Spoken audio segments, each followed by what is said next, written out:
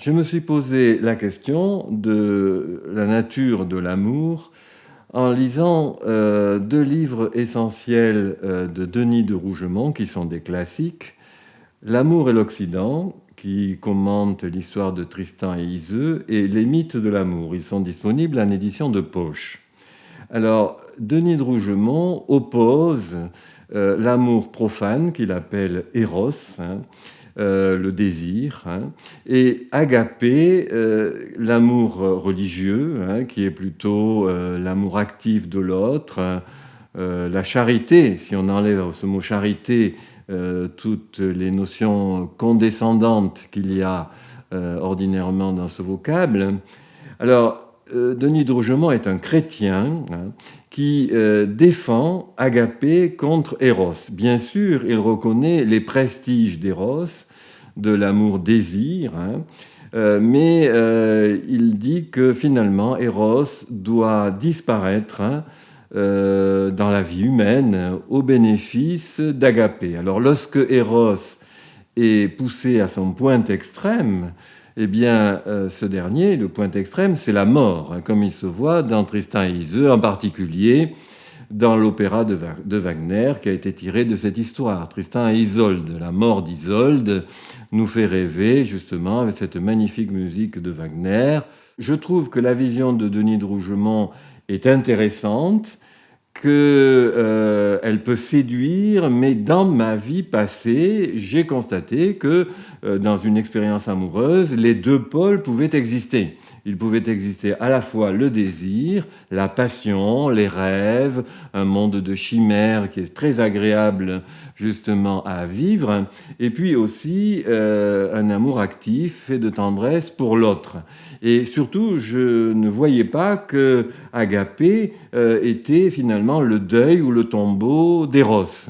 Je trouvais qu'il était un petit peu dommage de perdre justement ces prestiges d'imagination liés à Eros. Ensuite, j'ai réfléchi au fait suivant. En grec moderne, je t'aime se dit Siagapo, Siagapo, d'où Sarapo, par exemple, l'amante d'Édith Piaf, qui avait pris ce nom, en quelque sorte. Et agapé, en grec moderne, agapi, avec iotacisme, le eta étant passé à i, on dit agapi, signifie tout amour, y compris l'amour passionnel, l'amour de désir, et pas seulement l'amour de tendresse ou de don, vous voyez. Alors, si les Grecs d'aujourd'hui emploient un seul mot pour dire l'amour, ça veut bien dire que cette opposition d'éros et agapé n'est pas pertinente jusqu'au bout.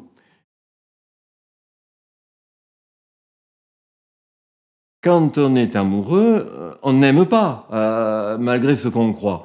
Souvent, on me dit, monsieur, mais enfin, quand on est amoureux, on aime. Non, être amoureux, c'est une chose, et aimer, c'est autre chose, dont nous allons parler tout à l'heure. Mais l'amour lui-même n'a que faire de l'autre.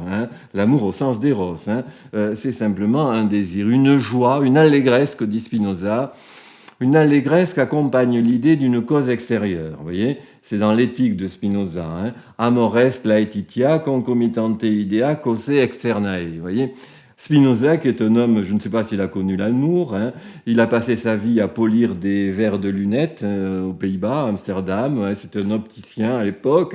Bon, je ne sais pas, il avait une vie très rangée, mais il a donné la meilleure définition qui soit de l'amour éros, de l'amour passion. Une allégresse qu'accompagne l'idée d'une cause extérieure. Seulement l'idée, c'est une idée qu'on se fait de quelqu'un. On est amoureux d'une idée, d'un rêve, de tout ce qu'on veut. C'est une sorte, pourrait-on dire trivialement, de grossesse nerveuse. Donc autrui n'est pour rien. Et Proust le dit très bien. Proust, dans toute son œuvre, n'a parlé que d'éros. Proust écrit « On n'aime jamais personne quand on aime ». C'est-à-dire que l'on est amoureux, justement, on se fait du cinéma, voilà, d'un rêve, on est amoureux d'un rêve que l'on se fait à propos de quelqu'un. La cause, l'idée d'une cause extérieure. C'est pour cela que n'importe qui, justement, peut être l'objet d'un tel amour. Du côté de chez Swann, je crois, Proust fait dire à la duchesse de Guermantes qui du cul d'un chien s'amourose il lui paraît une rose. Il lui paraît une rose, vous voyez. C'est-à-dire que n'importe quoi, justement, peut être transfiguré par la passion valorisante, et se produisent alors les euphémismes de la passion, dont Lucrèce s'est moqué dans le De Natura Rerum, hein, et que Molière a repris dans le Misanthrope. Je crois que c'est l'acte 2, scène 2, enfin la tirade déliante. Hein. C'est ainsi qu'un amant dont l'ardeur est extrême aime jusqu'au défaut des personnes qu'il aime. Hein. Donc, vous voyez, la noire à faire peur, une brune adorable, etc. La malpropre sur soi, de peu d'attrait chargé, est mise sous le nom de beauté négligée. Hein. La géante paraît une déesse aux yeux, la naine un abrégé des merveilles des cieux. Vous voyez, Sandy, c'est le défaut, hein, c'est qu'elle est trop petite, un abrégé des merveilles des cieux. La géante, alors, c'est une déesse, etc. Une façon hyperbolisante de la voir. Donc, les euphémismes de la passion consistent à transformer des défauts en qualités, tout simplement parce qu'on ne voit pas objectivement la réalité de l'autre. L'autre n'est pas connu. Quel est le danger d'Eros? C'est la méconnaissance absolue de l'autre. Hein. L'autre n'est pas connu. Hein. Alors, effectivement, l'ennemi d'Eros, c'est le temps, parce qu'avec le temps, les projections, hein, la cristallisation dont parle Stendhal dans De l'amour, hein, donc ces projections vont tomber, hein, et on va reconnaître l'autre tel qu'il est. Quand on dit à quelqu'un « je ne te reconnais plus », cela veut dire « je commence à te connaître ». C'est-à-dire que le rêve que je m'étais fait de toi, eh bien, a disparu. Maintenant, je vois tel que tu es. Vous voyez, et comme le dit Raymond DeVos, je crois que je cite Raymond DeVos dans le livre, au début, ma femme et moi, on n'osait pas se regarder, et maintenant, on ne peut plus se voir. Vous voyez, ça veut dire que ne pas oser se regarder, hein, être amoureux de son rêve intérieur, c'est s'exposer plus tard à ne plus pouvoir se voir. Dans le danger d'Eros, il est là. Hein. C'est le temps qui nous désillusionne, et puis le fait que l'on reproche à quelqu'un de ne pas être conforme à l'idée qu'on s'était fait de lui. C'est une absurdité. Simplement, je dis, méfiez-vous, vous amoureux, etc. Si vous voulez vivre une relation qui dure toute la vie, eh bien, il y a peu de chances que basée sur Eros, elle vous satisfasse. Hein. Simplement, bon, il faut, puisque l'ennemi, justement, comme je l'ai dit, c'est Saturne, c'est-à-dire Chronos, hein, en grec, qui dévore ses propres enfants. Hein. Chronos dévore ses propres enfants, comme il se voit dans le tableau de Goya. Hein. Saturne, avec le cadavre ensanglanté, justement, de son fils dans sa bouche. Un tableau épouvantable, horrifiant. Donc, le temps dévore ses enfants. Voilà. Alors, soyez attentifs à cela. Alors que Eros, c'est l'amour de désir, Agapé, c'est l'amour de don. Eros est un amour captatif qui veut posséder. Récemment, j'ai vu, qui est repassé à la télévision sur Arte, Lolita de Stanley Kubrick, hein, à partir du roman de Nabokov. Manifestement, c'est un grand roman et un grand film aussi, hein, d'amour-passion. Hein, voilà. Donc, ce qui intéresse le narrateur, Humbert Humbert, hein, c'est de voir Lolita dormir, par exemple, ou bien de lui faire les ongles des pieds, par exemple, qui est une séquence du film. Hein. Ça, c'est typiquement la passion, qui est fétichiste, hein. Mais l'autre n'est rien. Hein. L'autre n'est rien. C'est un prétexte. Hein. Nous prenons l'autre pour la cause de notre désir, alors qu'il n'en est l'autre que le prétexte ou l'occasion. Vous voyez ? Bon. Alors, agapé, c'est l'amour de don. On donne, hein. On agit pour l'autre. Hein. Oblatif, oblation, c'est ça, l'offrande, le don. Hein. Dans le fameux jugement de Salomon, hein, deux femmes se disputent un enfant. Salomon dit « apportez-moi une grande épée », qu'on partage l'enfant en deux. Alors une des deux femmes dit « non, non, non, je ne le veux pas, cet enfant, donnez-le à l'autre ». Alors Salomon lui dit « mais je te donne cet enfant, il est à toi ». Pourquoi ? Parce qu'elle a préféré que l'enfant soit à l'autre, hein, plutôt que d'avoir la moitié d'un enfant mort. Donc elle donne, oblation, obférer, hein, donner. L'amour oblatif, c'est l'amour qui donne. Hein. C'est l'amour qui est fait d'offrande. Alors un très bon exemple, j'abrège là parce que mon livre le développe ce thème. Je donne comme exemple l'histoire de la trilogie de Pagnol, Marius, Fanny, César. Hein. Eh bien, en fait, Fanny étant enceinte de Marius, eh bien, donne naissance à un enfant à qui Panis va servir justement de père. Là, c'est une magnifique histoire de culture par opposition à la nature, parce que le père par la nature, c'est Marius. Hein. Mais Marius n'a pas donné toutes les années justement de tendresse que Panis a pu donner à son fils adoptif. Alors, lorsque Marius veut récupérer son enfant, César lui dit « Tu n'es pas le père de cet enfant, mais je lui ai donné la vie, dit Marius. » Eh bien, César dit « Les chiens aussi donnent la vie. Hein. Cet enfant, tu ne lui as pas donné la vie, il te l'a prise. Et le vrai père, c'est Marius. Alors, c'est Panis. » Alors, César dit, Marius dit, mais voyons, le père, est-ce que c'est celui qui donne la vie ou celui qui paie les biberons ? Eh bien, César, qui est le père de Marius, qui pourrait être partial vis-à-vis de son fils, il dit non, le père, c'est celui qui aime. Vous voyez ? Donc voilà, l'amour, c'est ça. Hein, c'est agir et donner sa tendresse, son affection, et non pas justement être poussé par le désir et par la loi biologique élémentaire de la vie qui pousse à la reproduction, finalement. C'est ça. Le danger dans Agapé, c'est le sacrifice de soi. Hein. On se sacrifie soi-même et on fait mépris de soi-même. Voilà, on se sacrifie au profit de l'autre. Et ça, je suis violemment contre cette option. Alors j'entends bien, je n'engage que moi. Je suis contre le christianisme basé sur le sacrifice. Hein. Un autre christianisme est possible, que j'ai développé dans mon livre sur l'Évangile selon Thomas. C'est le christianisme gnostique, c'est-à-dire un christianisme de réunion à soi-même. Mais le christianisme sacrificiel, sa source est dans Saint Paul, c'est Paul qui l'a créé, c'est le christianisme majoritaire. Alors j'espère ne choquer personne, mais il me semble que se sacrifier pour l'autre, seulement, hein, c'est quelque chose qui peut poser problème, hein, parce que chacun a besoin de se réunir à soi, d'avoir son espace particulier, son espace justement d'intimité avec lui-même. Donc toutes les fois que l'on prétend aimer l'autre plus que soi-même, ça me semble poser problème. D'ailleurs, l'Évangile nous dit qu'il faut aime ton prochain comme toi-même. Donc si tu t'aimes pas toi-même, tu ne peux pas aimer ton prochain. D'abord, vu que chacun doit avoir besoin justement de se réunir à soi-même en solitude, je défends la solitude aussi, hein, eh bien il faut maintenir une certaine distance entre les deux membres d'un couple.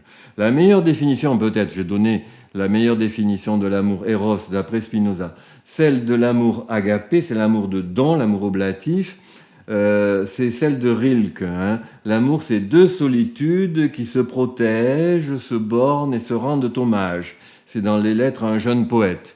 Alors là, vous savez, ça peut choquer beaucoup de gens, parce qu'il y a des gens qui ne supportent pas leur solitude, ne supportent pas d'être face à face avec eux-mêmes. Alors ils cherchent un partenaire pour combler leur solitude. Hein. Non, regardez les petites annonces dans les journaux, les annonces de rencontres. Hein. Par exemple, n'en pouvant plus de solitude, cherche l'âme sœur, etc. Hein. Bon. Alors moi je dis que c'est très dangereux, hein, parce que c'est instrumentaliser autrui, c'est chercher dans autrui un doudou pour calmer son angoisse, ou bien un moyen, si vous voulez, de ne plus être seul, de ne plus être face à soi-même. Et c'est traiter autrui non pas comme une fin en soi, mais comme un moyen. Or, nous savons depuis Kant que la morale consiste à agir de façon à traiter autrui jamais comme un moyen, mais comme une fin en soi. Hein. Mais là, autrui, l'âme sœur, alors l'âme sœur, elle finira au poisson rouge, parce qu'à ce moment-là, si on a besoin de quelqu'un, pourquoi ne pas prendre un animal de compagnie, hein. Vous voyez, donc il faut savoir être seul. Hein. Et finalement, après, une fois que l'on sait être seul, on peut s'ouvrir sur autrui et admettre la solitude de l'autre, lui donner l'espace nécessaire. Hein. Alors je fais l'éloge, comment dire, d'une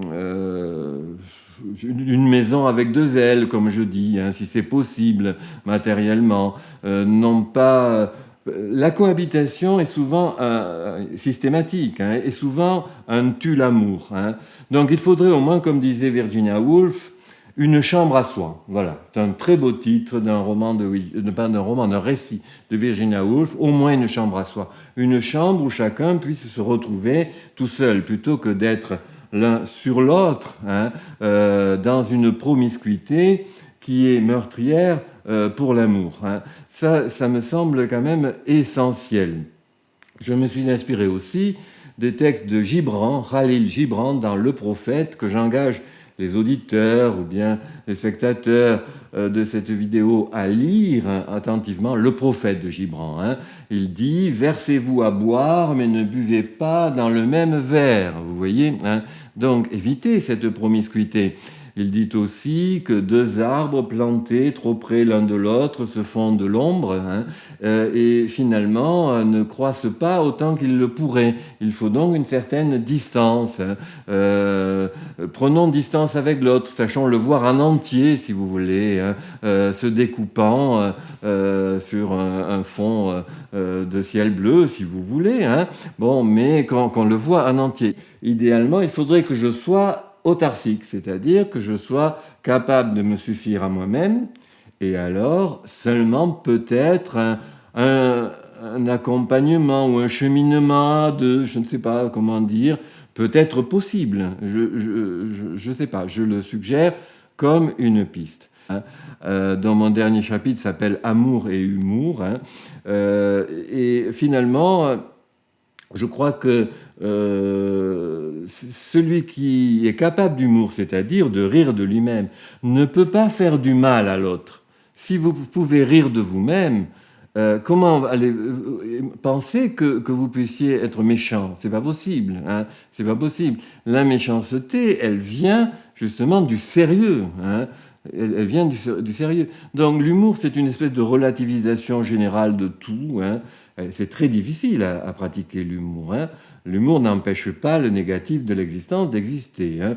Pas du tout. L'humour ne supprime pas le drame, ne supprime pas le tragique de la vie. Mais il supprime un certain sérieux. Hein. L'humour, imaginez-le, c'est comme les essuie-glaces. Hein. Ils permettent à la voiture d'avancer quand il pleut, mais ils n'empêchent pas la pluie de tomber. Vous voyez, hein. Donc, l'humour, c'est pas Disneyland, on vit au monde de bisounours. C'est pas ça l'humour, hein. C'est être capable, par la maturité, de voir l'ensemble d'une situation, de ne pas voir que son petit moi, et de relativiser ses petits problèmes. Donc on ne peut pas faire du mal à quelqu'un quand on est humoriste. Ça se voit dans le film de Jean-Jacques Hano, Le nom de la rose, qui est tiré du roman éponyme d'Umberto Eco, hein, du même nom, voilà, Le nom de la rose. On cherche un traité sur le rire, hein, sur le rire en plein obscurantisme médiéval. Mais il est très dangereux pour ces moines, là, psychorigides, hein, et paranoïaques aussi, de rire, hein, sous prétexte que Jésus n'a pas ri. C'est pas parce que Jésus n'a pas ri qu'il n'a pas ri. C'est ce qu'on appelle l'argument a silentio, qu'on tire du silence. L'Évangile ne dit pas que Jésus a ri, mais il ne dit pas qu'il n'a pas ri. Voilà. Hein. Donc ça, c'est absurde de penser la même chose. Bon. Donc, je reviens à mon idée. L'humour déstabilise tous les psychorigides, tous les fanatiques. Hein.